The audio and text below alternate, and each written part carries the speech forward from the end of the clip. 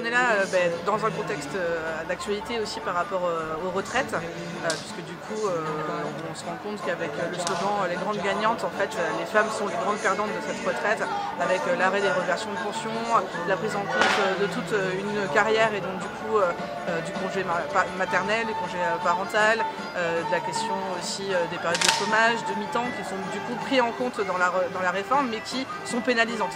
Voilà. La deuxième chose pour laquelle on se mobilise, c'est la question des violences faites aux femmes. Avec justement les dispositifs d'aide aux victimes qui ne fonctionnent pas.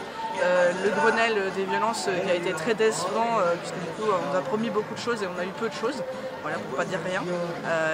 Donc du coup aujourd'hui on était là pour proposer aussi la création d'un dispositif particulier sur Limoges. Donc je vous invite à aller vous renseigner pour avoir le dispositif en entier, dans le cadre aussi des municipales, parce que c'était pour sensibiliser le futur ou la future mairesse. Voilà. C'était aussi pour démontrer l'unité, parce que souvent ce qui est opposé aux associations, c'est le fait qu'on doit disperser les subventions et que donc on donne un peu à tout le monde pour pas faire de discrimination, voilà, alors qu'en fait on se rend compte que les assos elles travaillent déjà ensemble, puisque le but commun c'est l'éradication des violences ou l'égalité entre les individus. Donc du coup on nous impose un faux argument. Donc on voulait faire une démonstration de force dans la rue en prouvant cette unité, que ce soit entre les différentes structures mais aussi entre les hommes et les femmes et les personnes LGBT.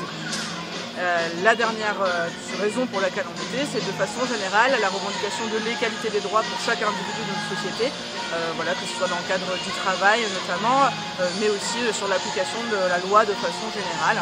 Donc, voilà.